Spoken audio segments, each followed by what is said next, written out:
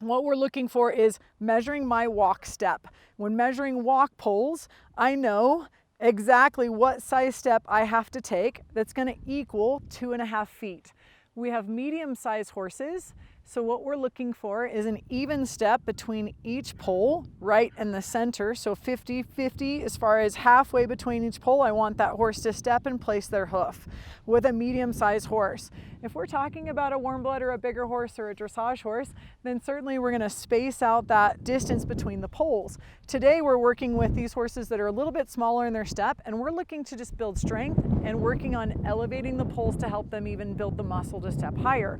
With our measuring tape, when we measure it, it measures roughly about 2.5 feet. So when I'm taking a step in between each pole, I know how far I have to walk to measure a set of medium walk poles. And it's good for you guys to get on the ground and work on this. Know your distances, know your walk step, your trot step, your canter step. Then what you're going to do is you're going to build on that. You're going to build an extended walk step, an extended trot step. You're going to build an extended canter step. But all of it starts here with the foundation and the basic of just the working walk. Now that we've got our step, we're going to raise our poles up. We're going to do the same thing that we did for the trotting exercise. When we elevate these, the horse naturally is going to have to slow down a little bit in order to bring their foot up higher. We're also setting them between 4 and 6 inches off the ground, and we're going to alternate our poles, high side and low side, so that they get used to just going over a step and going over a pole. Go ahead, Zoe, we're going to go this direction. You know what, keep coming. I have this actually set backwards, so the ladies are tracking to the right. I like to set the last pole up in the exercise as the elevated pole. So because these ladies are tracking right, my very last pole of the series is now set up for them to step higher over. Good, that's it. So you can hear her just kind of knock that pole. The reason why she did is they were flat on the ground the last time she took the poles. Now one is higher, and so now the horse has to be aware that that pole is higher. They have to lift their foot off the ground. Nice. Good, there, good. Foot placement, okay, keep coming. I'm gonna build this exercise. So in building this exercise, I'm still alternating the sides of the poles I'm putting up. Mackenzie, when you're ready. So when we're looking at this, you guys stay as centered as you can.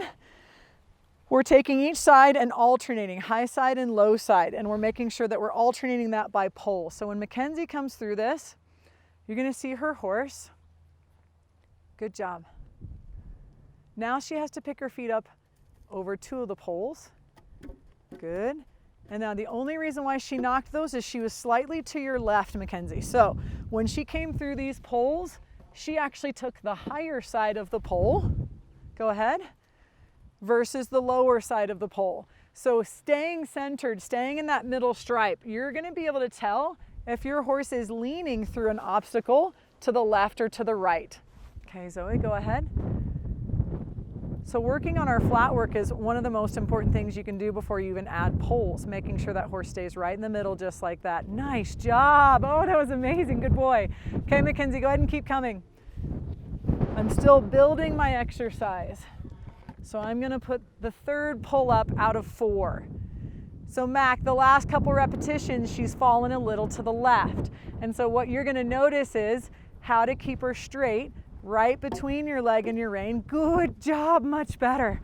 What we're still continuing to do is we're still building. We didn't just throw the poles up off the ground and say, fend for yourself and figure it out, horse.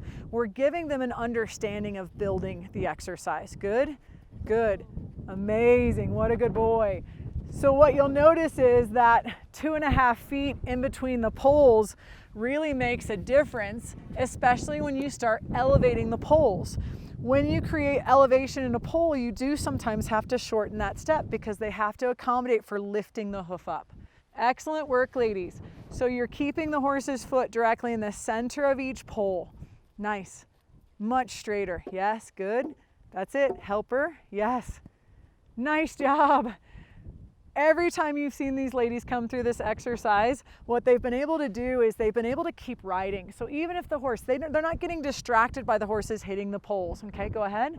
What they're looking for is to keep adding the leg in such a way and balancing where the horse just understands from the rider, just keep going. You may knock one over, you may hit one, but what we're teaching them is we're teaching them by continuing to ride and work through things, how to do the exercise and to keep working through even those mistakes of stepping on the poles or knocking them over.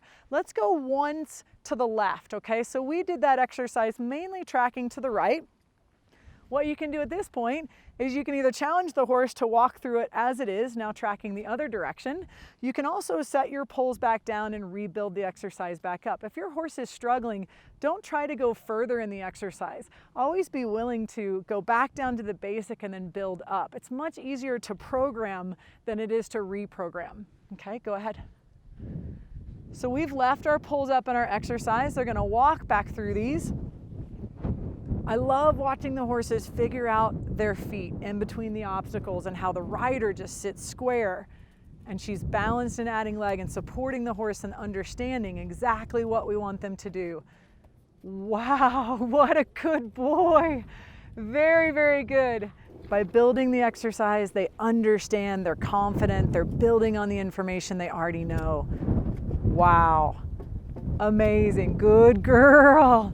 So even though we didn't put the poles back down on the ground, what you saw both horses successfully do is go through all 4 of the poles even as they were elevated. And the riders did such a great job of giving those horses confidence. You know, so what you can do from this is just a great basic foundational exercise to take poles from the ground and build them up to then being off the ground. You can change the number of poles that you're doing. You can add, you can decrease, you can take away, you can do anything with these poles. You can make them higher, you can make them lower.